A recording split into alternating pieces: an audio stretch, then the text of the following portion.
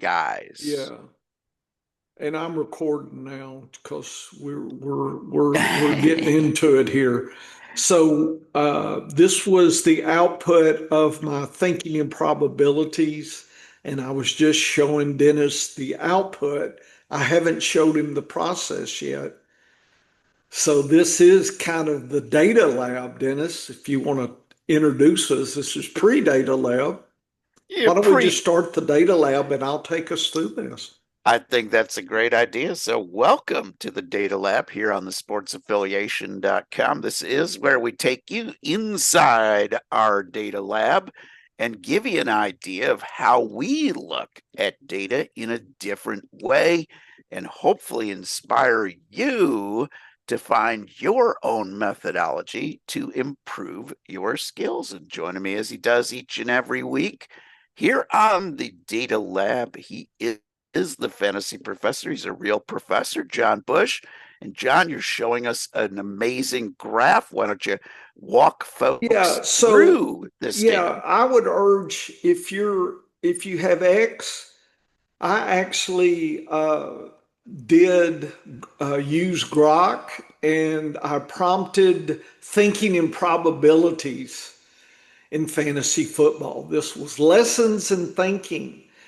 And so I'm trying to put together an article on thinking in probabilities. And I think we should shift from gut feel, and that's what the first paragraph Grok says, gut feel decisions to structured long-term advantage seeking thinking. How about that? My dog is chewing on something here. I don't know. Oh, he's loud. And so that's kind of the thinking here on uh, let me have that. On thinking in probabilities, Dennis, is kind of the deal here. A dog is chewing on a cup. What is this? It, the, I have a French bulldog, so he chews. But anyway, I have been working on thinking in probabilities, and this is running backs from last year.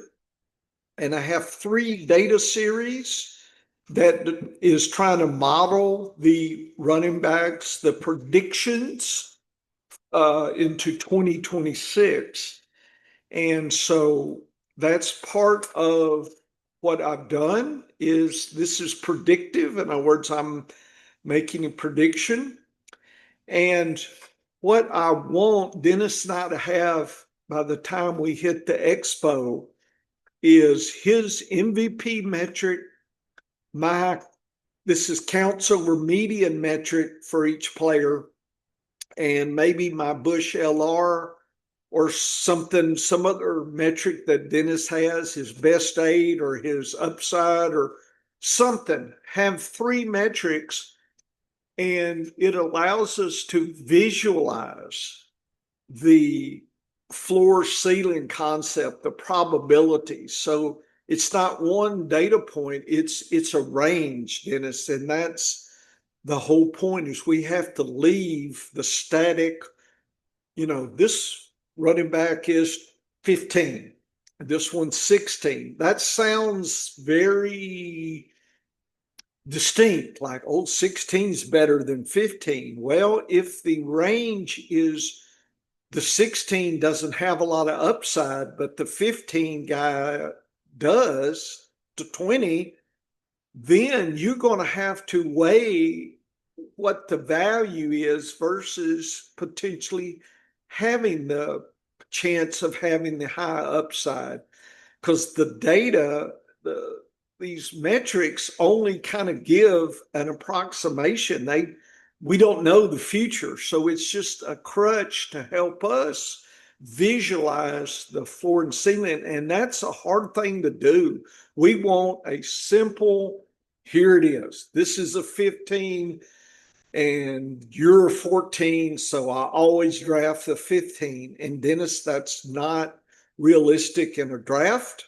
You know that. I know that. And if I look at your metric and your metric says a 21, And my metric says, a 15, then we've got, well, what does all that mean? Then we're debating that. And I think by having three metrics and giving a range of different possibilities, it at least opens us up to thinking in probabilities and getting away from being stuck. And I'm going to call it stuck because value is not shown here, right? I mean, drafts are going to be different. So we've got this value concept, we've got the floor ceiling, and then we've got what you were looking at, the pattern. And why don't you, I don't know, I'm going to stop here because Dennis, I can keep going. I'm in the professor mode now. I'm in the professor groove here. I'm going to stop and let you comment on what I just said. Yep. First of all, in fantasy football, if you are thinking that you can be perfect all the time, you're living in a bigger fantasy world than fantasy football, because forecasting the future, it is very easy for me to look at static data, to combine metrics and tell you who was the best last year, who is the most valuable player in fantasy football as far as the results go. And of course, we know that's only one part of the puzzle too. It's the acquisition cost. If I've got a player that, using whatever metric, finished as the 10th best running back, you might say, oh my goodness, that's fabulous.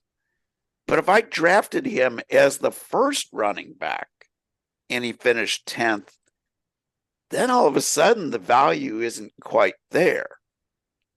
Now, if he's the only one of the top 10 running backs drafted who finishes in the top 10, then all of a sudden he did have more value than those guys who were taken. But when you look at a bunch of different metrics about a player and your accounts over median, my MVP, my upside, those have all been studied. We know what's significant and what is not. We've done the statistical testing. And we also know, have these metrics been any good of using their past numbers to forecast future production in fantasy football? When it comes to, and when you do that, you're better at some positions than others. Okay. And knowing that helps you as well. But we do always need to be thinking in probabilities, because it's not a case of, oh, this guy's the 15th best running back, and if I can get him before 15 running backs are gone, then that's a great idea. It's to look at his upside and his downside. What is that logical range of outcomes? And I like to use the word logical because every player in the NFL, when they come into the NFL, their range of outcomes, their total range of outcomes, is total flop that's out of the league before the end of his first year and a Hall of Famer. But that's not the logical range of outcomes for every player. And that logical range of outcomes is a forecast. So the forecast may not be perfect, but I have a pretty good feeling that if a guy is coming in as a 7th round quarterback, he probably has, based on the past in the NFL, the past history and just the pure numbers, the 7th round draft pick quarterbacks or undrafted free agent quarterbacks of the world, they're going to probably hit at a lower rate than guys taken in the first 5 picks of the draft, as far as their longevity in the league as a starting quarterback. But that doesn't mean that an individual seventh round pick, hey, guy like Mr. Irrelevant, Brock Purdy, can go on to become a solid starter in the league. We've seen it happen. But in the total population of seventh round quarterbacks over the last 20 years, he's the freak. He's the unicorn. He's the one guy that has broken that mold. So we always have to keep that in mind when we're talking about thinking in probabilities, because his cost to acquire in fantasy football as a rookie was dirt cheap in Dynasty, right? Because he was the last player taken in the draft. And if you hit on him, that's a valuable hit. And you're not going to hit him all the time in the fourth and fifth round of rookie drafts. So that adds some value too. But you need to think in this range of outcomes and this thinking in probabilities. Last year, probably the best test that you put me through last year was when you made me put bets down on the rookies. And it was so successful because it took my brain from thinking, yeah, this guy could be pretty good. Yeah, this guy could be pretty good. You end up with this long list of guys that you say, oh, this guy could be pretty good. And it narrows it down to the guys that, because of their opportunity, where they landed in the draft, what's ahead of them on the depth chart, you have a little better understanding of their chance to succeed. Every player's got a chance to succeed, but what is the likelihood of that happening? Forcing me to put some numbers on it, that's thinking in probabilities. And it was an exercise that made me really think, why am I separating this guy from that guy? In my first look at the rookies this year, I have a pretty wide pack of guys. Everybody's saying, oh, this is a down rookie class. Oh, okay, maybe. I got 18 guys on my watch list right now, Professor, that I think have the better probability of breaking through just based on what they did in college and what they look like projected into the pros. But my list on February 21st and my list on August 1st are going to be very, very different because we're going to get more data that's going to help refine those probabilities. But thinking in probabilities, that's what this game of fantasy football is all about. So anyway, that is why I ask you to think in bets. I was part of the Good Judgment project that was on the internet, and it ended up with a book, Super Forecasting. I think everybody should look at that, but I participated and found out pretty quick that I know a lot about a little, Dennis. I do not know about the Russian ruble or some of these big time things that I was asked to be able to predict. We were given money, theoretical, and asked to make bets on whether, say, the Russian ruble would be double its price in 6 months or half its price. You were given bets. It's like at the horse track, and you were given bets, and they compiled everybody's bets and determined, how good or bad your bet was. And you would have a round, and at the end, you would get scored. And I do not know enough about economics and world affairs, Dennis. I found out pretty quick that being a biologist, I'm more stuck in my world. But yet, things like COVID, I actually was able to use that money that I had in my retirement fund, Dennis. I was all in cash back when the market dropped significantly, and I took half my bankroll and invested in the upside for the market and was fairly successful in riding the COVID uh, upturn after it kind of settled. And I, was able to use some of my thinking as a biologist, but that's close to home. Just like if you were probably making some type of agricultural betting with weather, Dennis, you would probably have a little bit of advantage, in forecasting soybean bushel acres if you had, applied some weather stats and whatnot, you would be a little bit stronger than just any fool off the street. Me, for instance, it's like, what? I don't know what the weather's going to do tomorrow. I barely know what it's going to do in 10 minutes, Dennis. But anyway, that was my introduction to thinking in probabilities like that. Usually in biology, it's more just kind of what did you observe? You design an experiment and you're looking to test a hypothesis. And that can be a little different than thinking in probabilities.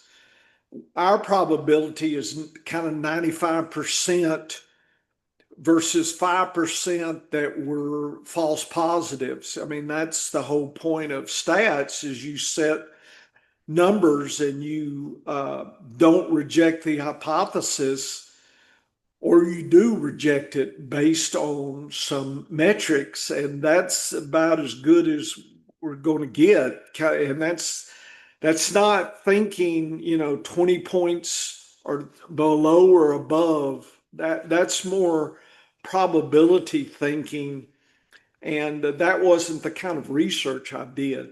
But anyway, I'm trying to shift my thinking like I tried to apply in the horse track, right? I try to think, this horse is at a certain price, and that price does not reflect the true uh, possibility of them winning or losing. And then you make bets, overlays, you're getting more for your bet than you should based on the probability. Underlays is you're not getting enough, right? And when you walk in the casino, you're never getting enough because these slot machines and it's rigged, right? The house always has an advantage. Poker's about the only thing in horse racing and sports skill betting that you have an advantage to bait, to beat that. But just slots, there is no winning slot player, right? If if you claim that in Vegas, you call them, say, I got 100,000, I can beat your slots. They go send you a jet and say, come on down. Sit in our penthouse for about 20 minutes before you lose all your money, and then we'll kick your ass out. Send you back in a barrel on the way home. So you have to think about probabilities, and I'm trying to move Dennis and I to that.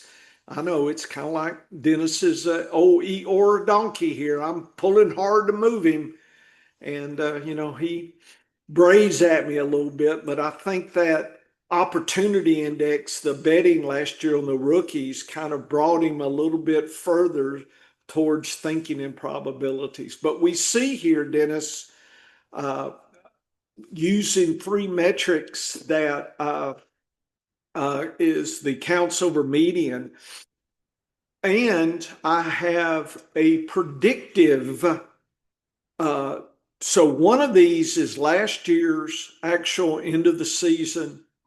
And the other two are predictive of what I think based on history, based on reference class forecasting, what could be the range of outcomes. So this is kind of last year's data plus this year's predictive data. So you can see that it can get a little tricky on what's real and what's not. But that's what you're seeing right now, Dennis.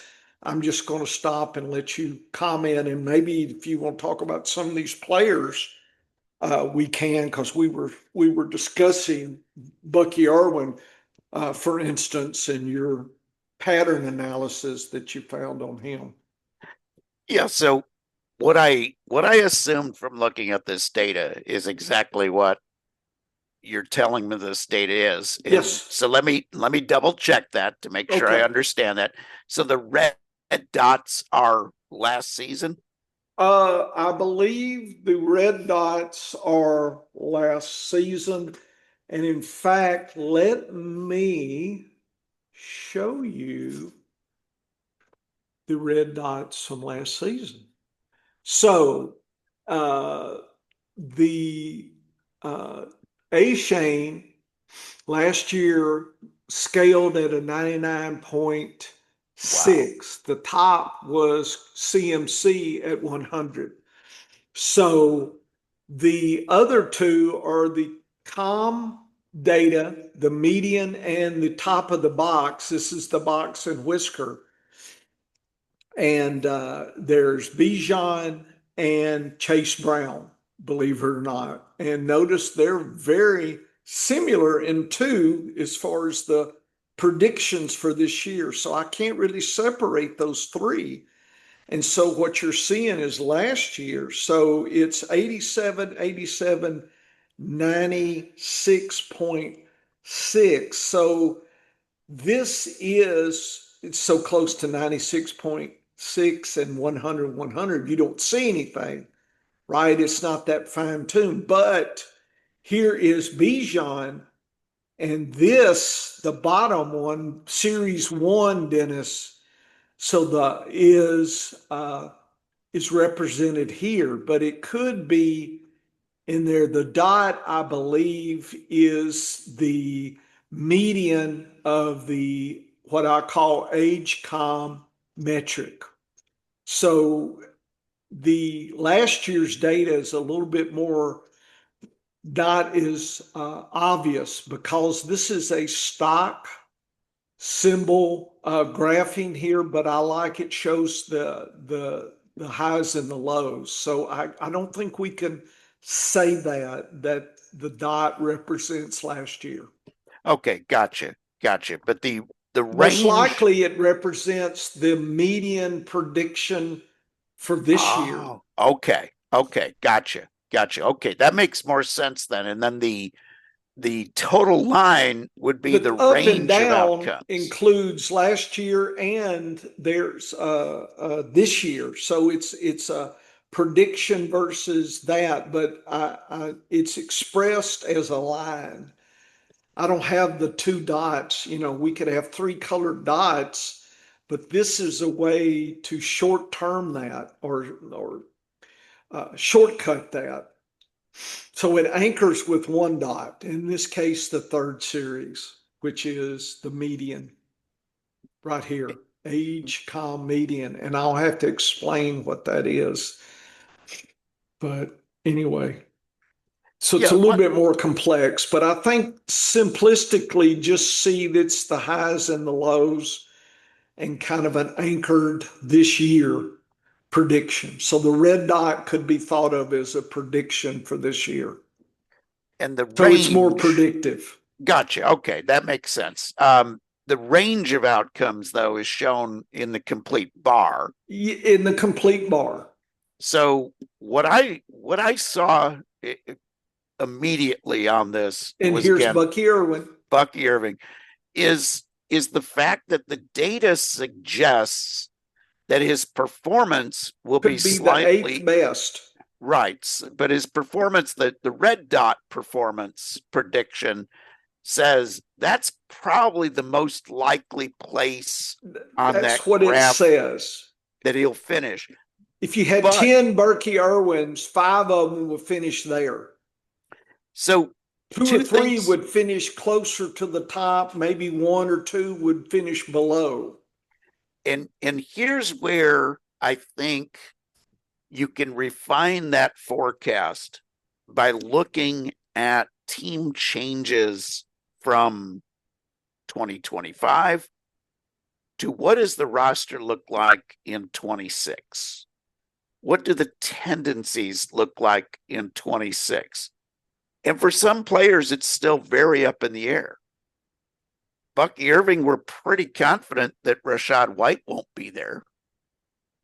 But we don't know if Sean Tucker will be the guy. We also don't know if they will add somebody else to that backfield that could possibly take a little bit of the volume. And the reason I say with Tucker, we're not sure, is because he's a restricted free agent, while Rachaad White is an unrestricted free agent. So there's going to be a difference in how those two players react during free agency. We know Bucky Irving's on the roster through 27. So we know he's got 2 more years before he can go free agent. And that's assuming that they don't put a franchise tag or something else on him and that kind of thing. Now, they could go ahead and not take his 5th year option, and that would change things a little bit. But when I say 27, he's definitely under contract for the next 2 years. I like that because then I'm making more of a direct comparison of what he's done the first 2 years to next year versus a player like Breece Hall or Travis Etienne, who they might be on completely different teams next year. Or a player like Jahmyr Gibbs, who could be in a much different running back situation than he was last year. So when I look at these graphs and I look at the up and the down potential of that, I look at it as a range of forecasts. And then I kind of look and say, okay, what good things are happening with this player that are more likely to get him to the top end of that range? And what are some of the negative things that might get him towards the bottom end of that range? And I'm going to pick out another player here if I can find him on the chart, Kyren Williams. So Kyren Williams is an interesting player to me going into 26, and I'll tell you why. We started to see more this year in 25, the last season. We saw more of a share of the backfield with Blake Corum than we had seen the year before with Kyren Williams and anybody else. So that has me a little bit concerned, but your data is showing a fairly good range for him that says, you know what, even with the backfield share that we saw in 25, if we see a comparable backfield share in 26, he's probably going to be okay. And another way is if you look at the absolute bottom and say he performs the worst and all these other ones that he's ahead of perform better, then instead of being the 9th, he's sliding all the way down, Dennis. Oh, yeah. Yes. And if you assume here, we're talking maybe here. So you draft him 9th, but this is closer to the 16th, 20th? That's bad. But if he does his good and some of these other players drop, he could be 5th. So this data would say the best case 5th, the worst case 20th.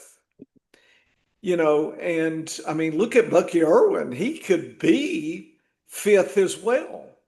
Or he could be 20. So he has the same outcome, but I guess the thinking is it's probably closer here and Kerwin is probably here, but range could be elsewhere. So first you use this as let's say a crude map. This is range of outcome. This is reference class forecasting. This is the beginning, folks. This is not the end. because you heard Dennis supplementing his thinking. Well, this year it could be this or that or changing to.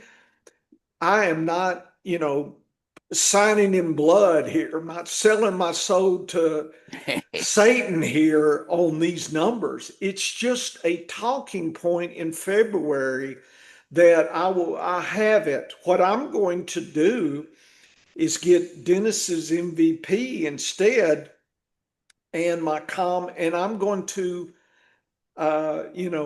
try to do a little bit of predictive, but also having some more anchor uh, metrics as well so that we can redraw this when I get Dennis's data on this. So we'll have Dennis and I use that.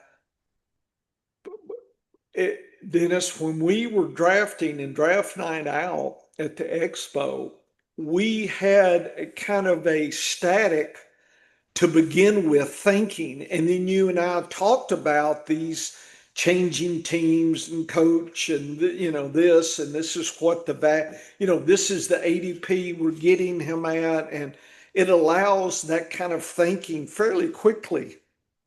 And so that's what I'm trying to do is establish, but beginning, right? Yeah, throwing a dart and getting, okay, I'm kind of close, but how wide is the target, Dennis?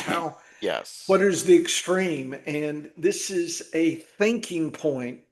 Again, it's simple to say, oh yeah, just give me this number 16 and I'll bet I'll play everybody above 16, or if it's 15, then that tells me he's worse than the 16 guy. I would not hang my hat on that. I mean, you don't know what value you're getting. The 15 and 16 are static numbers. This is showing that it's not static. There is a bounce. It's like a yo-yo, right, Dennis? And so if you think of everybody moving and the yo-yo is, a little bit moving, or, you're doing all these tricks and it's up the ceiling or hit the floor, and you got to understand what you're dealing with, and this is a tool for us to start that thinking, and that is more important to me than trying to bark about who's first or second the whole summer. I mean, that you talk about a waste of time, and then they'll, there's all sorts of stuff, but I don't like to be boxed into anything, but I do like to have an idea of the possibilities. And that's what this is trying to do. And I wanted to show Dennis this possibilities. And I'm going to try to have our tip sheet as a visual as well as, the actual numbers. I would like a visual that would allow me to look beyond, like what's coming up. Like if we're drafting here, Dennis, what's coming our next draft pick? What are our, if we're going running back and then running back again, if that's our strategy for whatever reason, let's just say it is, we got here. But in our tip sheet, Dennis, we'll have tight ends, quarterbacks. We'll have a lot more, every 2 or 3 rounds, we'll have the map. So we'll be able to get even more, I'm not going to say accurate, but more successful, because we'll be looking downstream at what the running backs and the wide receivers are here in our next pick. That's part of it too, is what's coming. Not like, boy, I'm still mad they picked, Bijan first. They got my guy. Well, it's everybody's guy. Are you going to sit there and be mad? About it's gone. If you have the 5th pick this year, Bijan's probably gone, Dennis. Don't Oh get yeah. mad about it. Don't Yeah. think, oh, I'm going to get him. No, assume you're not. So what are you going to get in draft pick 5? That kind of thing. And here's where I love this data and the visualization, because if we look as we're drafting and we compare two players, let's say I get to pick 9, or I'm sorry, I get to pick 19 Yeah. in the draft, and everything's gone fairly according to plan. And my next three running backs up are Chase Brown, Saquon Barkley, or Jeremiah Love, the rookie. Oh my goodness. I'd have Chase Brown in a minute. Chase Brown has a value where if he is at his worst of the ranges with your data, With the data. he comes in as still about the Top 8, maybe. eight guy. So at his worst, he's a value at RB9. Yeah. So another way to talk about it is to say that in this data set,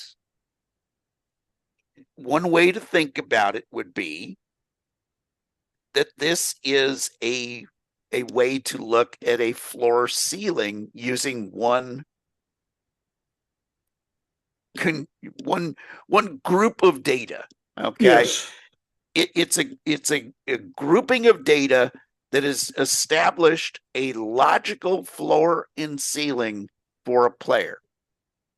And if I can get Chase Brown at the worst, if I get him at RB 8 or 9, and I got a guy whose worst case using this data set, okay? And so when I say worst case, I'm saying our first assumption is we're happy with this data set. Right. We know that this data set works. And when we looked at all of our metrics combined last year, Yeah. we had great success in those early rounds of the guys that were flagged as being a problem. So if I'm sitting there with a decision at running back, and my decision is Omarion Hampton, Chase Brown, and Saquon Barkley, and if I believe in this data, I'm looking at a guy in Omarion Hampton whose highest range is lower than Chase Brown's lowest part of his range. Yes. And when you think in probabilities, that's where you get this range on players. And as they're gone from the draft pick, other guys emerge as values. Right. And I agree with you. Devon Achane, he was in a horrible situation last year and he still produced. He's going as the RB4 this year. And my data would give him very steady one, Oh, even yeah. better than Yeah. Bijan. Yeah. And my And that data surprised me. yes. I mean, I liked him, but everybody's looking at Bijan, but I can see there's, you could be a little bit surprised. Not saying that this at this absolute bottom is terrible. It's not, but it can be sixth, seventh, eighth, and still fit into this range. But yet that's your first or second pick. I don't think you're envisioning eighth best as a No, possibility. It may be no. 10% or 20% possibility, but you've got to entertain that. When I pick a guy in my top 5 at a position, I'm happy if he finishes in the top 3. Okay, that's where I really want him. If he finishes top 5, I pick him top 5 and he finishes top 5, that's a push to me. He's not hurting my team. He's probably helping it. But as far as overall value, if I end up taking Chase Brown at RB8, for instance, could you imagine your team if you were able to start with Devon Achane and Chase Brown? And where is Chase Brown going right now? Chase Brown is going as the 19.7 is his So, ADP. something to think about, folks. Even though Chase Brown is coming up good here, you don't pick him as your first pick because Oh I'm no. greedy. Yeah. I want, I'll take him, okay, he's going at 19. So then you start thinking about your draft pick, you know, that kind of thing. In other words, you don't act now. Like I like Scatterboo is potentially the fourth best, you know, as a possibility. And I'm not taking him as my fourth pick at all because I got to see where he's going. Pick Why should I 44 right jump now. before I have to? Yeah, he's going pick 44 right now. The Oh guy's man, that's to me, that's gravy. he's going right after RJ Harvey and Travis Etienne. And that would be great for me. I would The love to see that. yeah, his injury, severity from last year is you're priced in. At 44, you have bought all of that. Yeah, You've gotten every discount you're going to get along the way. I yeah, do love that pick. And this is something we got really good at a couple of years ago because of understanding this thinking in probabilities and looking at the ADP patterns and understanding what the consensus, if we wanted to get two running backs in our top 12, we knew exactly where we had to draft them by. We knew when 12 running backs were likely to be gone. yes, I get a pattern and I know when that's at. And then we knew who our sleepers, quote unquote, who are guys that we thought would outperform their ADP by a huge margin. And here it's Scatabo is one of them, for instance. With Scatabo, I'm probably starting to look at him at the end of the third round because his upside potential is so great. I'm going to start looking. I start looking about 10 spots before ADP. So if his ADP is 44, I'm not looking at him at pick 20 No, because I think I can still push him one more round and down. that's greed, but that's good greed. And it's good grade. And if you miss on it, it doesn't matter because you've got three other guys that you have targeted that are values at that pick. Maybe they don't give you as much upside as Scatabo, but if you take him too early, then you're kind of playing into his risk. Yeah. But and you're also missing out on something very, very big. So in essence, if I had the fifth pick in the draft this year right now, I'm, if Bijan is gone, which he should be, if JSN and Puka are gone as they should be, I'm starting to look at A-Shane. Even though his ADP right now says more like pick 9, 10, I'll make that And play. Dennis, later on, once I get the wide receivers done, I can have the complete round by all the positions. Yeah, You I see, love then this. you have the complexity Yeah, to look at, say, the next two rounds. And that's what I want us to be able to do is to be able to look down the way and make some thinking about it. If I do this now, what's available later? You start visualizing, possibilities down the road. That's where I want us to get to this year. It's taken us, I don't know, 10 years for me to finally see what I started to envision, folks. I just can't say enough about how pleased I was to actually be able to start visualizing some thinking. This is not the begin, this is not the end, Dennis. This is the beginning of oh us yeah, having a methodology, including multi-stats, consistency stats.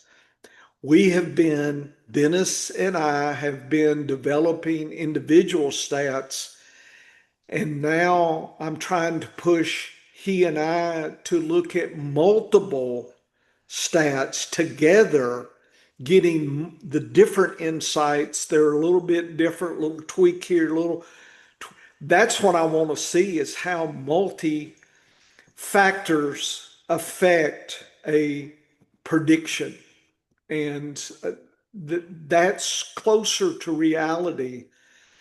I mean, yeah, if we got coach metrics, Dennis, we could add that. You know, that what it does is it opens up for adding more into the gumbo down the road. So I see this as a beginning. It's like this might be the end of the beginning for us, Dennis, is starting to put multi metrics together and getting to where, we're predictive. And I'm hoping AI or something, Dennis, will be able to use that so it'll cut our time down.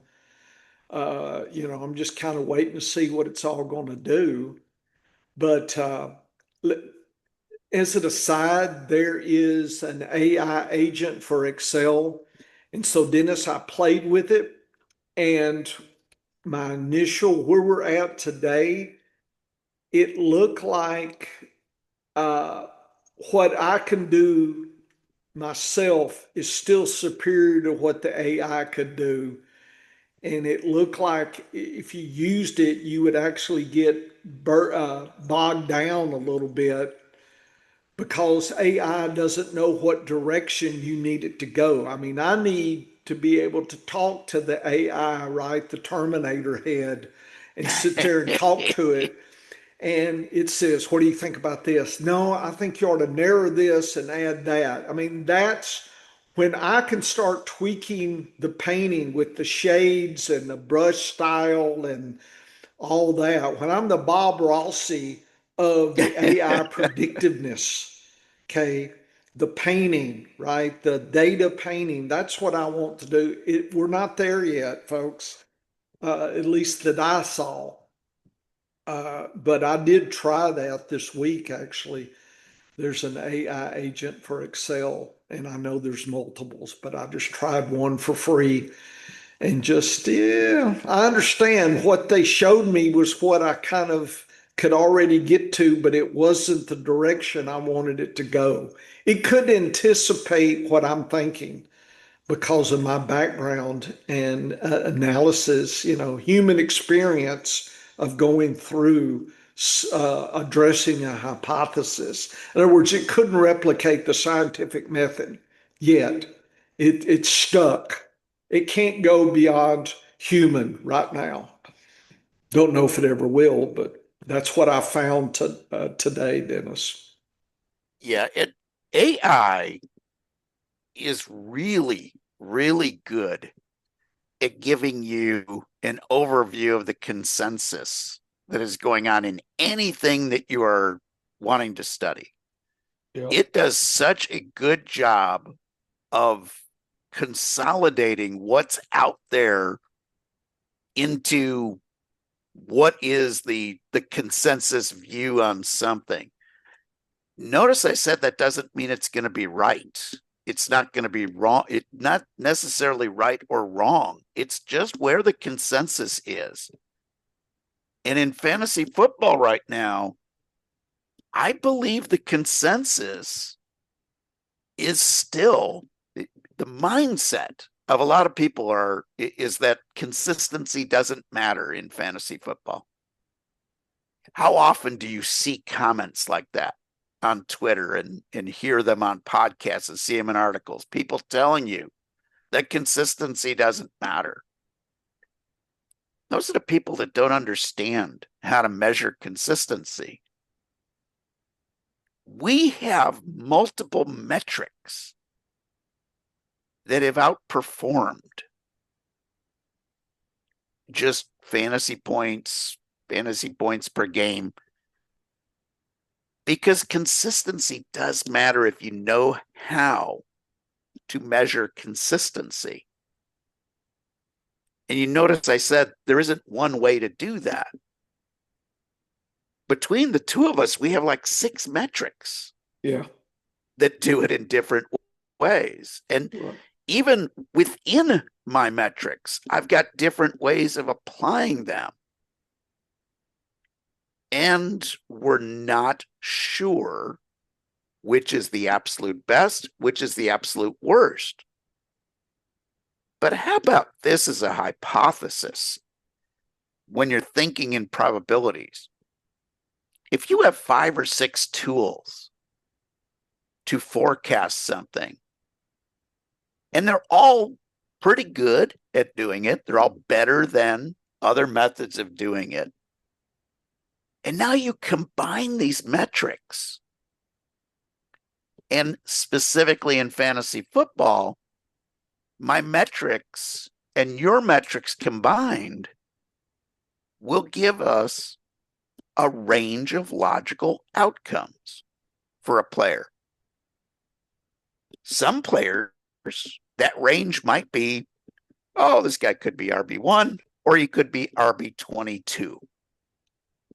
Other guys, it could be, oh, this guy could be RB1 and his downside is more like RB9.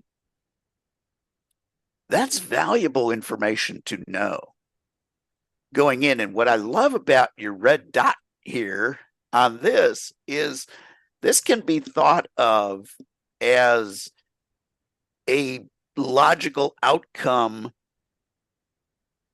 in that range.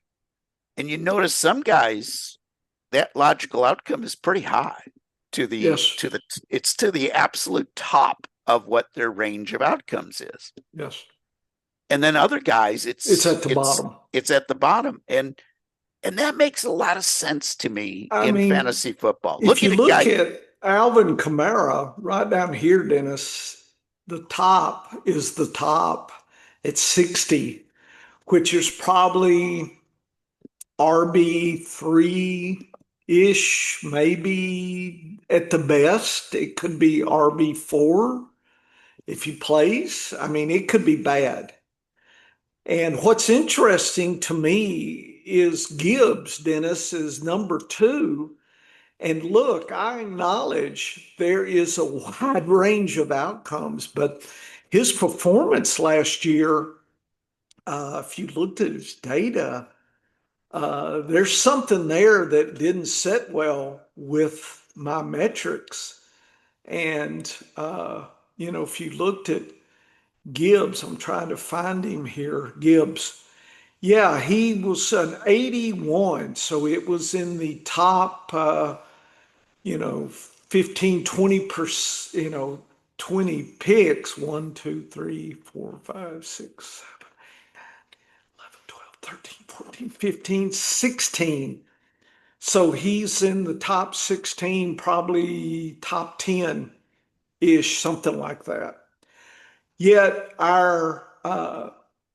the top and the median for 3 to 4 year olds that had that kind of metric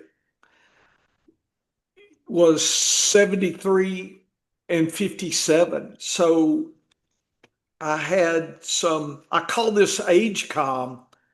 So I I like can that. actually look at, and I'll show an example here, Dennis. This is running backs 1 to 2. So this is 1 to 2, 2 to 3, 3 to 4, 4 to 5, 5 to years 6 to 8. And what you see is the box top is a metric, and the median is the line is a metric. And you see that changes over age. And if you look, and by the way, the green means that these were in the top, what was it, above 0.8, I believe. I'm trying to remember what the top was. Yeah, 0.8. So Gibbs was above that. But if you look at his 3 to 4, 1 to 2, 2 to 3, 3 to 4, it can be high, but it's also lower. And it's not I would like it better than it is. That's all I got to say. So I'll probably be choosing others here. Uh, he's 4 years old, and it starts getting a little slim, Dennis. In by age 5 or 6, running backs, it's even the best are starting to play out a little bit. The data is kind of showing that, and that's a concern that I have. But that's where some of these metrics come from, is I actually have done the data and I've run the ANOVA, and I'll show you this is running backs year 5 to, and then the outreach 6 to 8. And if you were in year 5, 0.8 or better, uh, then 6, 7, and 8, you could be 0.8, or the basement is 4.7. So we're like half its value from year 5, 6, 7, and 8. So that's RB 1, 2 to RB 4, 5 is the range, and that's not as bad as if you were 0.6 to 0.8. Look at the possibilities. 0.2, 7, 0.8. You talk about a slippery slope.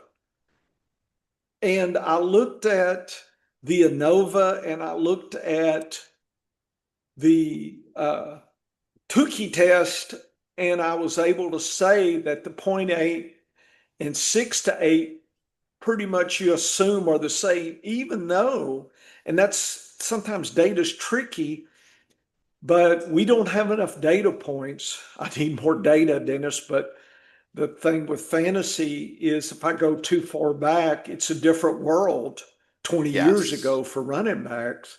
Yes. So it says even though this the box is double the size, the stats say you've got to treat it as the same, but you've still got to have common sense to realize that there are some issues here.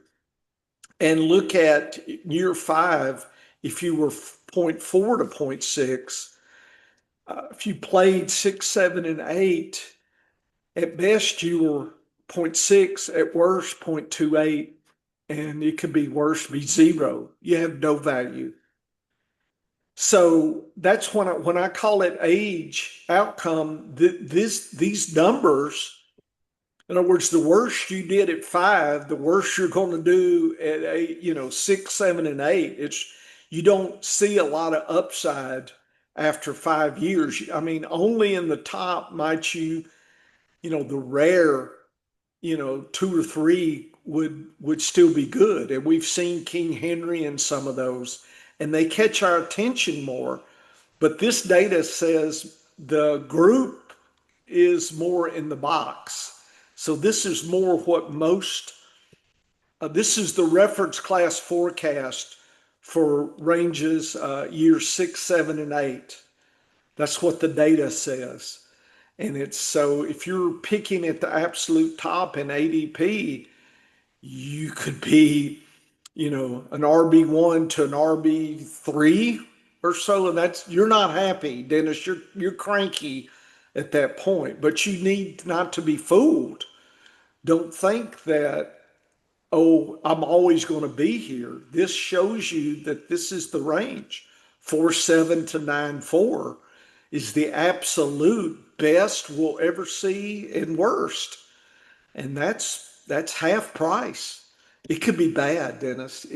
And just every time you pick, look at the range. It can be bad. And so I went and characterized all of them based on let's see. So this is the different ranges here. Scatterboo is years 1 to 2. There's only one above 8. Scatterboo. He did 0.875. The next group is orange above 6. There's 3, Judkins, Hampton, Genty. And so you can go to the age and you're talking, this is Scatterboos, this is those other 3. Notice we're talking zero point 0.6, probably the worst case. 0.4 is the worst case for uh, uh, these 3. And I show you then the highs and the lows, Dennis. So I actually plotted 0.87, 0.7. So this is kind of the static numbers, but here are the highs and the lows. And Scatterboo is their high is Scatterboo's low. Even though this is not the absolute range, it's box top to median. And I wanted to include that as a conservative measurement. I know I'm getting a little crazy here, Dennis, but this area here from there to there is a conservative upside. Yes, I know here's the range is all the way to the top, but so the data that I'm showing here is not the absolute best it could be, Dennis. It's just kind of a conservative view of but above median is what I tried to do. And if I've lost people, that's because it takes a while for me to think about it. This is not intuitive, folks, to think in probabilities. I've walked down the data, and I know, Dennis, I'm not the best. I need to be a statistician who could probably explain this better. 20 years of lecturing on range of outcomes, but this is the best I can do. But I have grouped running backs by their age based on past data, and I have the bottom line is the median. That's the bottom of 50% of the group of the running backs at that age, and then the box top is the bottom 25%. So I actually tried to scale it to right here. And so we all should realize that 25% of the time we're conservative. So Dennis, when I show you this, just in the back of your mind, realize it could be up in here or it could be down in here, Dennis. So it's even though I don't draw that, it's there. And that's what we gotta, the absolute high and low. The one squirrel that can get up the tree the fastest. There's only one, but the rest of them can get up to the tree halfway fast. And that's what I'm just trying to show, the average squirrels, not the extremes. And so that's the hardest thing in this data. And that's going to take you longer than a year or 2 of looking at this. And you have to think about this data. And I hadn't even showed this, so nobody can think about it. But I get to calculate it and look at it, Dennis. So I've got all this data for years 1 to 2 broken down by their last year's metric. And then I've got in the past what is the box top and the median. And so I don't know if you can see it, but the next group is 0.68 to zero point 0.3. That's a big difference. And then of course the worst this year, these rookies that didn't do anything, right? At best, we can expect year 2 to be 0.27. So, or they could be nothing, basically 0.08. So it's lean pickings down here. And here's Bill, 0.37 to 0.2, Dennis. You're going to have to get a good price on Bill, Dylan Sampson, Jaden Blue. Doesn't mean that, it won't get you an RB3, 4.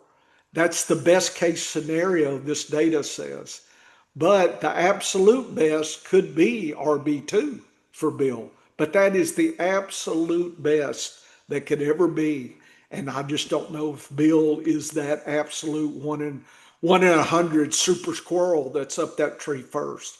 but at least it gives you a range for you to, a conservative range, Dennis. And I feel like I'm talking way too much, so I'm going to stop if you've got questions, but I haven't showed you this data, so you've never seen this data either. But here it is. This is where I got these numbers, Dennis. I'm sorry. I know it's confusing. That's why I'm trying to slow down, and I don't feel like I did the best job explaining it, and I apologize. Actually, I think you did a fantastic job of explaining it. You lost your voice.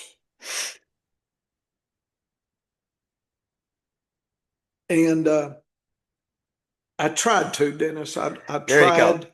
Yeah, you back? Yeah, so I'm back. So I think you did a great job because whenever you present data in this way, it makes me look at my data set like an MVP index. I would love to do this for MVP.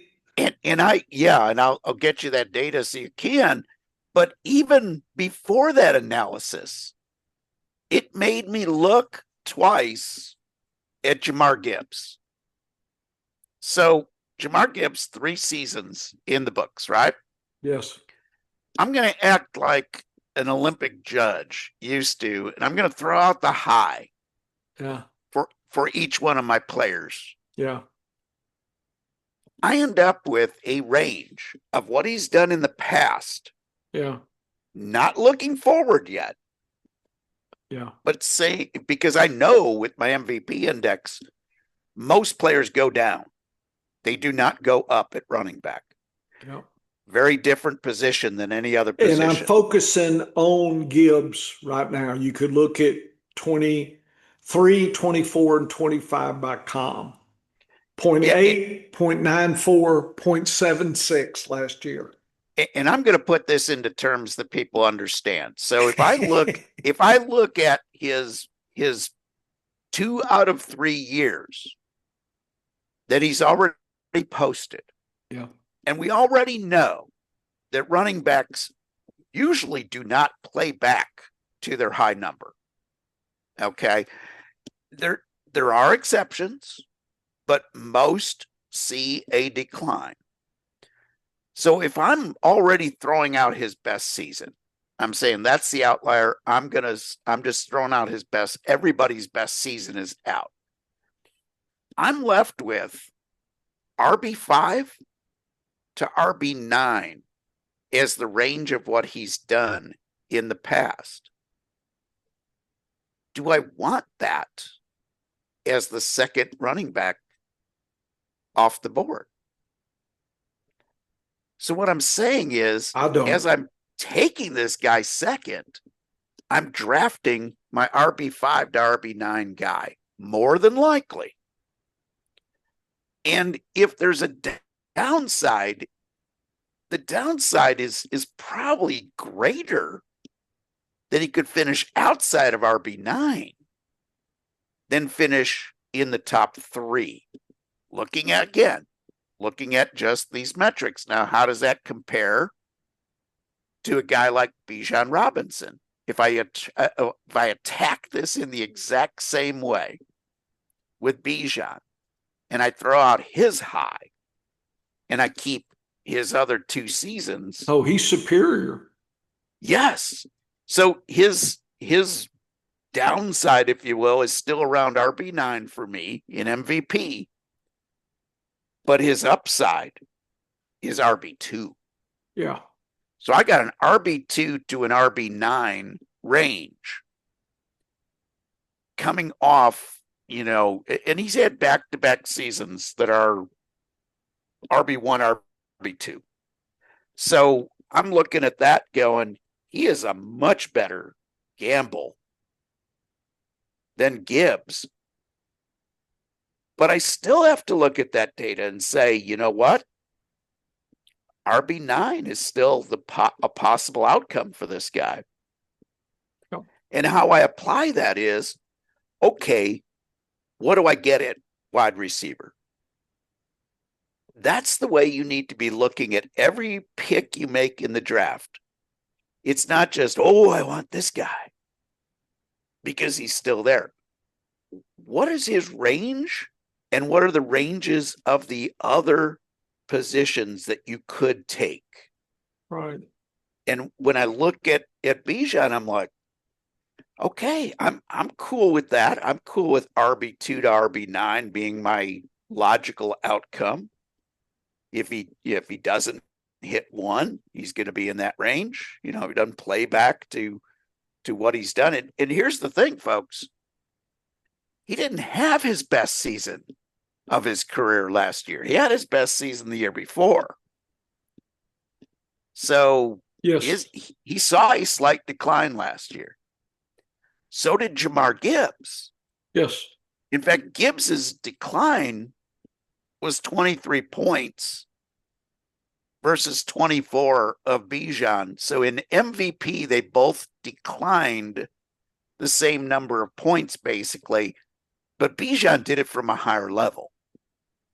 So, my goodness, Bijan is far superior as the number one pick to Gibbs.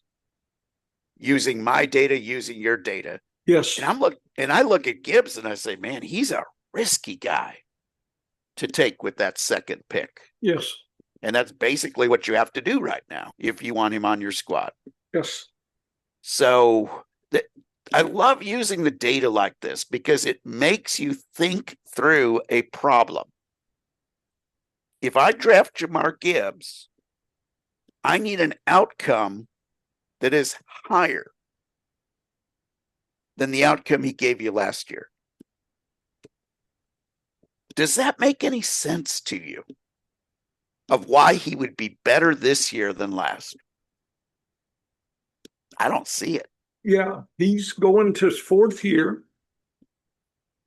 You're almost pricing out Monty not being there. I'm not sure that's the case, or they don't bring another Monty in. In other words, are they going to give Gibbs all the red zones? They didn't this year. As an RB2, boy, I want the whole enchilada. I believe Bijan is going to get. I know Algier is probably not going to be there. So I think Bijan is going to be able to get more red zone opportunities unless Atlanta drafts some type of great RB that just turns it on. And I think it'll be later in the season versus earlier. But Gibbs, if Monty comes back, it's the same old, same old. And at 0.76, I don't want him as my number two. Or could it be a healthy David Montgomery or a healthy player that is better than what David Montgomery was last season, cutting into even more of his volume? You can imagine all these scenarios. Yeah. And here's the thing I will say too. I look at those guys compared to Christian McCaffrey. And if I apply the same logic with McCaffrey, I throw out his high season and I throw out any partial seasons. And I just look at the rest of his career. He's an RB1 to an RB9 range. Right. Over the course of his whole career. And he's going at RB3 right now. That's a little high for me. It's a little high for me, but I can make the statement with data that I think he provides less risk at number 3 than Gibbs does at number 2. I mean, if you look at his upper, Dennis, yeah, he's tied as the fourth, so he'll be the first to the fourth. Worst case, though, he could be 9, 1, 2, 3, 4, 8 or 9. Worst case, and if these all top, Dennis, he could be 10th, 11th, 12th even. Oh yes. So but right now, notice that's where he's at. That's an upside down lollipop right there. Yeah, and I was just comparing him direct to Gibbs. I was saying Right. him and Gibbs. Christian McCaffrey is the better gamble than Jamar Yes. Gibbs. In other And, words, Gibbs's high is still a little bit lower than McCaffrey's low. Yes, by this metric only. and when I yes, and when I yes, and when I combined all of my metrics Mm-hmm. and said, okay, where are we right now? Where are we with the consensus stats? Gibbs rated as the second best Right. at running back.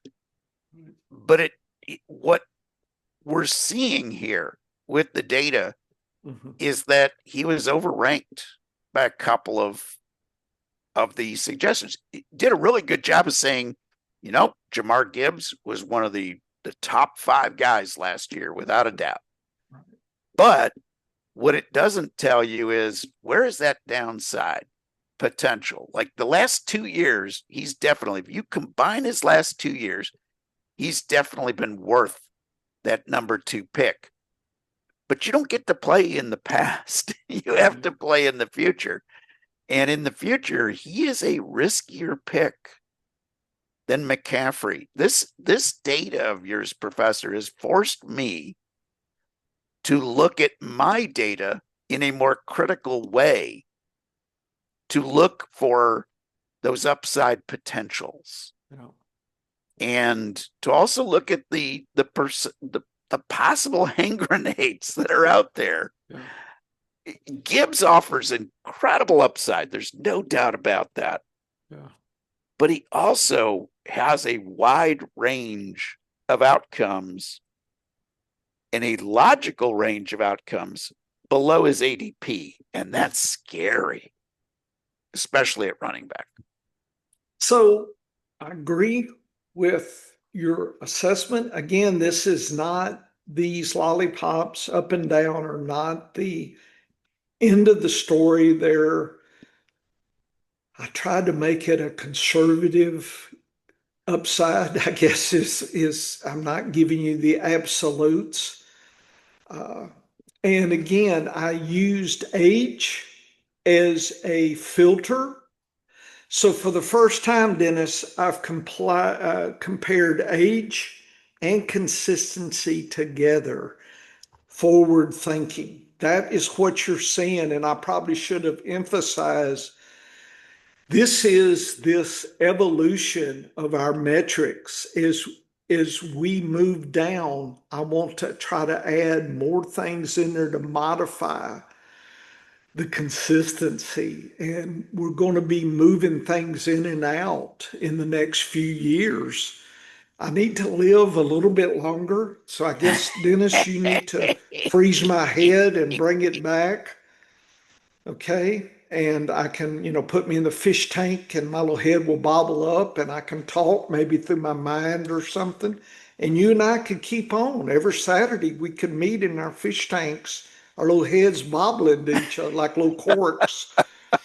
And, just make sure your wife's in on that now. So just make sure she can have you in the fishbowl looking at her.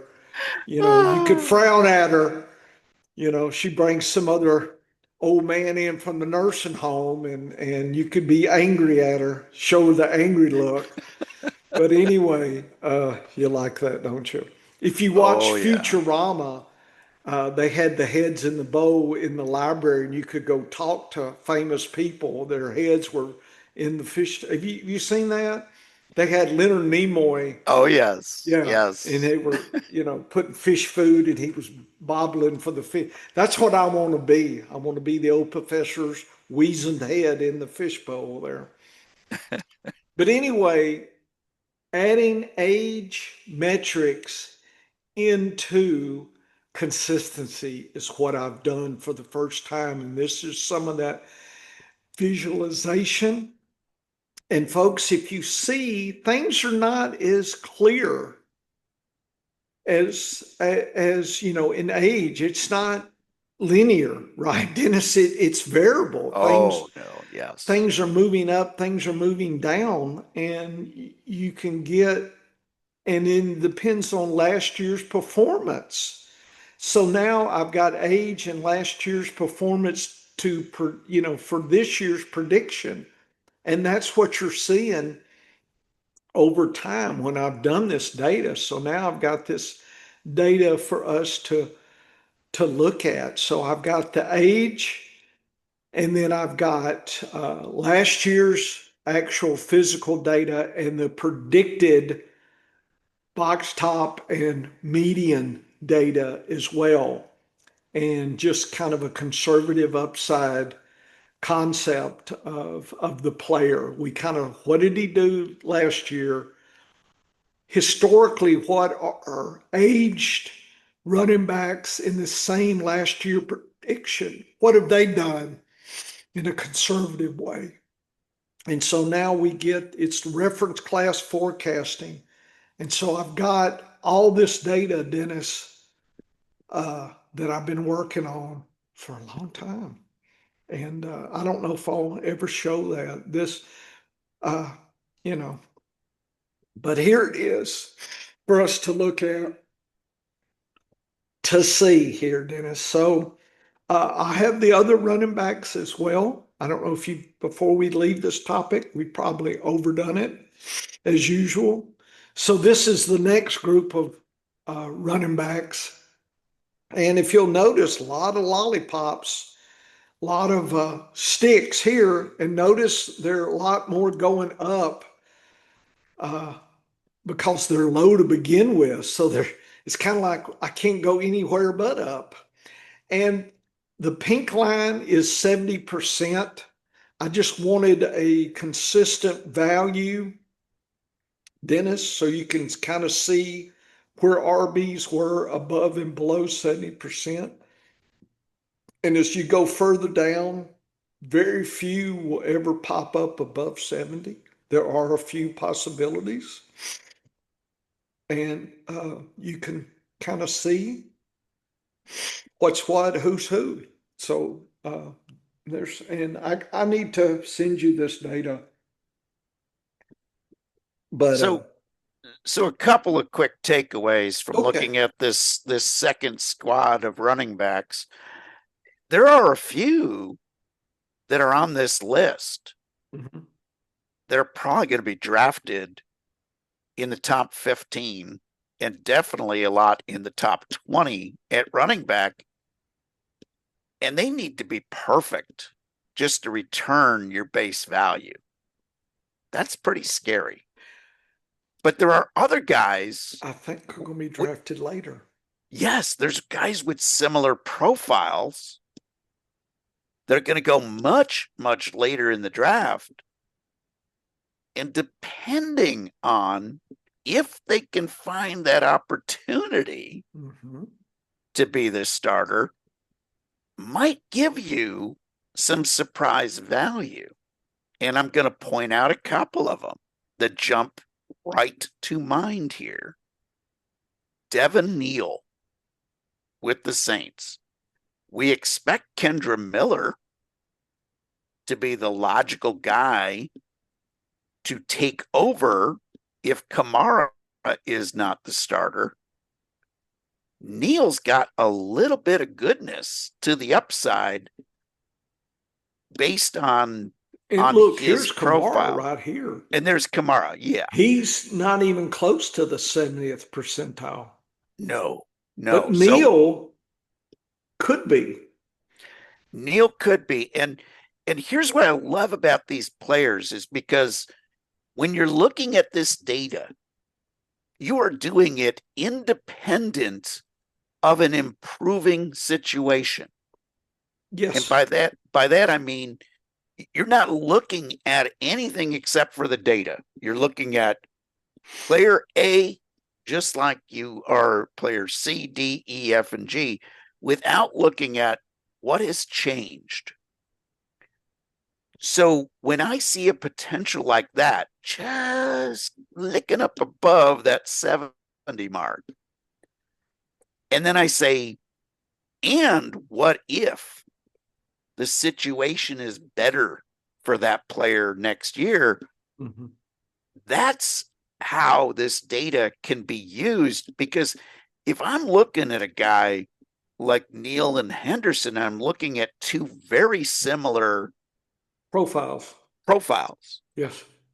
Now I'm looking, and Henderson's more expensive than Devin Neal, and he should be based on his pecking order on the depth chart. He should be more expensive, but late pick wise, I'll probably end up with a lot of Devin Neal because I'm speculating that he could beat out Kendra Miller, and he could beat him out two ways. He could beat him out because Kendra Miller hasn't been able to stay healthy either, or he could beat him out because Kendra Miller has never shown us that tremendous upside potential in replacing Kamara. So I look at those options and I'm like, ooh, I'm intrigued by that guy. Because in part-time play, he showed me something Right. last year. So and his upside, his best 8 games were a little bit better than Miller and basically the same as Kamara. So there wasn't any fall off from Kamara with Neal. Yet there was a little bit more with Kendra Miller, who has career-wise not been able to stay healthy. So very intriguing when you look at the pecking order on some of these teams, and you can spot some guys that their profiles are not bad, and they offer some upside. And compare him to a Bashal Tootin. Tootin needs for that situation to go his way 100% in order to be a value. Yes. And by that, I mean Travis Etienne is with a different team and they don't bring in anybody else, Right. early enough in the draft to challenge his position. He wasn't horrible in part-time duty last year, but he wasn't all that great.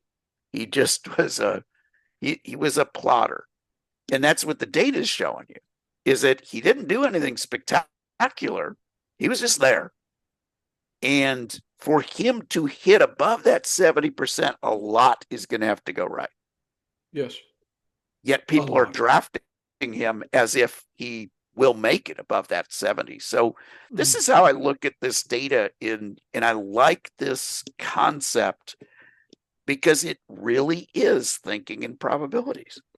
I think it is probabilities. And again, I'm looking forward to rounding your data up too and trying to meld it together. I like when you take things and apply it outside the data sphere into like the team level. Imagine having this, but looking at the team, the quarterbacks, the RBs, the WRs, the tie. In other words, now I'm looking at Atlanta and I could see the possibilities, that kind of thing. So you can see we can apply it at the team level as well. We can combine your metrics, mine, others that we find. We can do different ways of looking in different slices. And again, this is just consider this a beta test, Dennis. We don't know how this is going to go. I think this is limited, and I think there's more to come because it's just one metric, but it's based on something. It's not guesswork. I don't know when people project things. I don't know. I don't know if people do that in a statistical manner like I've done.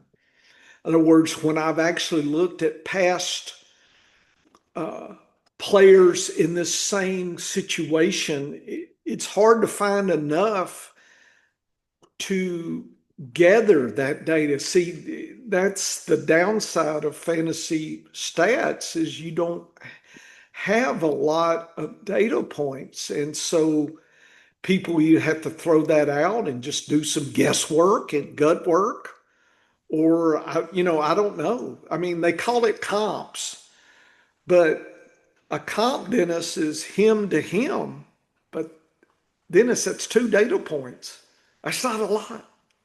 It's not a lot at all. So I don't know how, unless they've got a long-term track record of their success in their diary, and I haven't seen people, the last 20 years when I've done comps, I've hit 80% of the time, whatever. I've never seen any of that. I don't think anybody wants to show that. I don't think I don't think anybody has that, and I don't think if they did, they want to show it. I think it's better just to throw some stuff out and hope you forgot what I said last week or that last tweet that I did last month when I said, player X's season and now something else happened and player X is the worst pick. You forget what I said, who do you believe, your lying eyes or me kind of thing. And you can't, you just, I don't know, it gets a little funky on how people do things, but this is the best I can do is looking at the past and giving us foundations. And so this is the beginning of thinking. And I think, Dennis, I put age in with consistency now for the first time. And I think that's going to open the door for other things. And again, I can imagine team level to where there's a team level. What happens in a good quarterback lollipop situation?